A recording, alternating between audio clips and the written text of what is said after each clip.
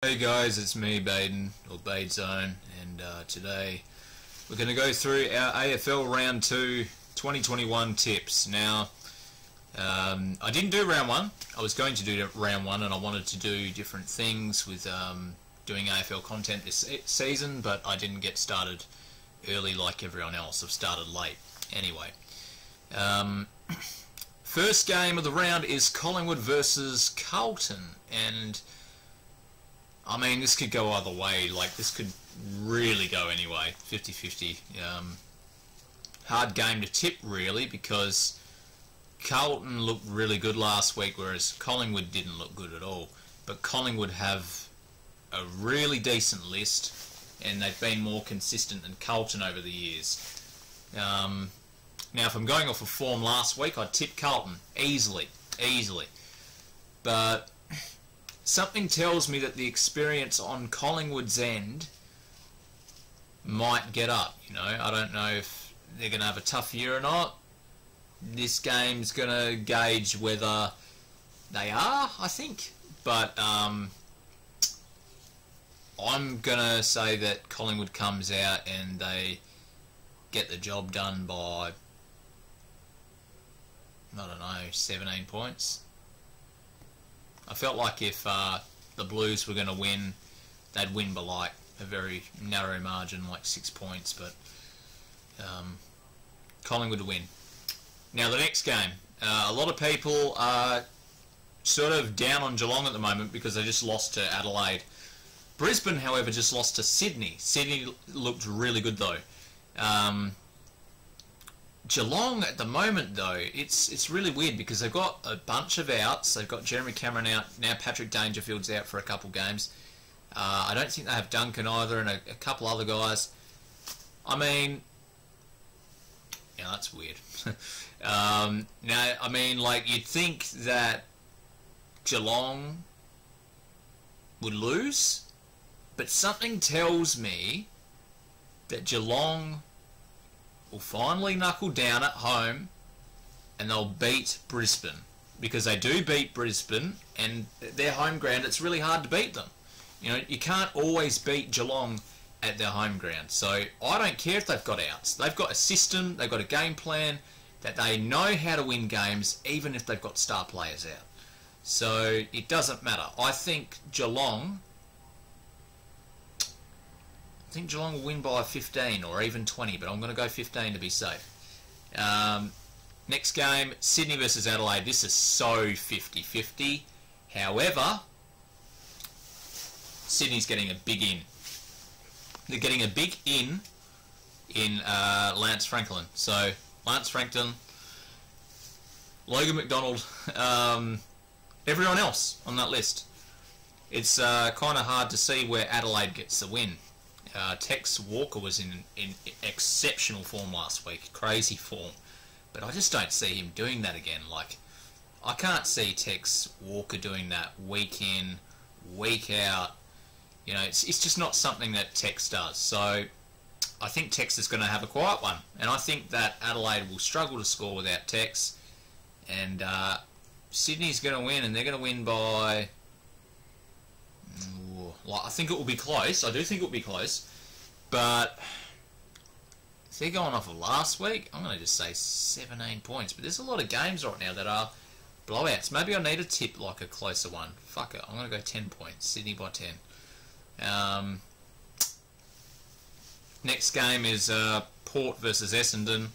Port is going to do a little bit of a number on Essendon. I don't think it'll be that huge, but I think they'll break away and win by like 28 points. I don't even want to talk about that game because Essendon, they're not really that good right now. They are pressing, believe me. Like, they tried so hard last week, even the week before in the Amy Community Series. Forgive me, people. I've had some throat issues over the last couple of days. Yeah, Essendon pressing so hard. They're pressing really hard for a win. Weren't able to do it. I don't think they can get it done against Port. I think Port are just too strong, and they're going to win. Port's going to do a bit of a tiny number on them, and Essendon's going to be like, well, fuck, we've lost our last 3 games since the Amy series, and they're going to have to really try to dig down deep and find something. So still remain top of the ladder there, as you can see. St Kilda is going to beat Melbourne. I was not convinced by Melbourne's performance last week. I wasn't convinced by Fremantle's performance last week, and I'm a big Fremantle fan. Melbourne were just better because they had a better list. Fremantle had a bunch of injuries, and Fremantle were playing really poor. And Melbourne still couldn't put them away by a huge margin. They could only beat them by 20 points. So I'm not convinced. I really feel like St Kilda could come out here, absolutely blitz them. Like, I really believe that. I think Saints will probably end up winning by like 20, 21 points. You know, do a 4-goal win or something. This one I'm a little bit torn on. I know North Melbourne is really bad right now. I know how crap they've been. I know they've been sucking for a long time. They've been losing by 50-point margins, 60-point margins. There is no hope for a North Melbourne supporter right now, and I feel for you guys. I really do, because I know what it's like in the past when you struggle and you suck and you're losing by 50 every week. Fremantle had it in 2016. We were losing by 90-point margins, 100-point margins. Really crazy. We even had it again in 2018. 2019 we had it with the Eagles. We're losing by like 90-something points. So I feel for you. I really do. And I would love to see you get a win here. Like, I would love to see North Melbourne do it. I just don't think they can run a full game out. Their fitness is terrible. There's just something not right with it. And Gold Coast isn't all that amazing themselves, but I think Gold Coast have it in them to do just enough to get this done. So I think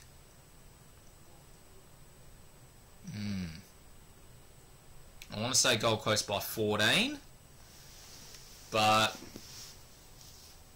there's been too many close-ish games. I think we need to tip our first bigger blowout. I don't think North Melbourne can do what they need to stop this from happening. I think they'll lose by 39 at least, so I'm going to go that. Next game, Richmond and Hawthorn. I like how Hawthorn were able to come back, but to be able to allow yourself to go down by that many points and have to catch up again in the first place is really not good signs. I know they've got some good players, they've got good young talent, they've got Luke Bruce, they've got a decent list. They're just not good enough to beat the Premiers. I don't believe that. I don't think they're good enough. Now, I heard they won against the Premiers last year, but that was different. Richmond's not in that same position. They're in a better position. I think Richmond will win by 25. Dogs versus Eagles. Dogs won last year, and West Coast were in a bit of a hard spot. Now, West Coast aren't really. They've just come off of a big Optus Stadium win. I know they don't like playing games away, but this isn't a hub, and they don't have anything to be down about. When they have no pressure on them, and they're not in a hub, they do better away.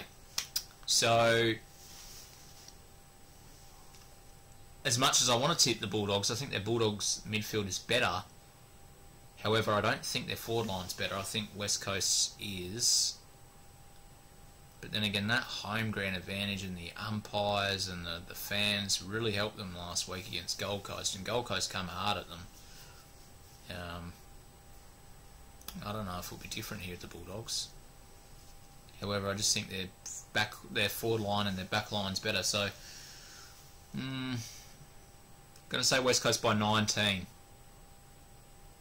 I think they'll get it done by 19 points. Fremantle versus GWS. Now, with this game, it's kind of difficult because I love Freo. I love them, and I want to tip them as much as I can. I really try to make a case for them all the time. I really do. However, just come off a really bad loss to Melbourne, and it was because of the lack of forward line presence. There was only Matt Taberner. We had to use our leading backman in Alex Pearce to go forward, which resulted in him getting injured. Joel Hambling suffered another injury. There's 2 major outs. Now I know we're probably going to get in our new draft pick in Heath Chapman, who's been killing it at the waffle level at the moment. You know, we'll get some other help in that. We'll probably maybe get back Michael Frederick. However, I'm not sure if relying on players to come back from injury, if that's going to help us all that much against a GWS list that is still semi-decent, that actually, they know how to score. I know they were quite quiet last week in the wet, but that was in the wet, and that was against St Kilda, a really tough team, really hard team. We got off the hook last year to be able to beat them. I see GWS winning this. I hate tipping it, and I hate going against Freo because I want Freo to win at home at Optus, and I just hope that they can feed off of the fans and the energy that they bring. But I think GWS is going to win this by 28 points. So that's round 2. The ladder as it stands for round 2 is Port first, Eagles second, Richmond third, Sydney fourth, St Kilda 5th, GWS 6th, Gold Coast 7th, Geelong 8th, and then after that you got Adelaide, Collingwood, Melbourne, Bulldogs, Hawthorn, Essendon, Brisbane, Carlton, Freo and North, and that's your bottom 4. Fucking Brisbane, Carlton, Freo, North, and you wouldn't have thought that that would be the start of the year.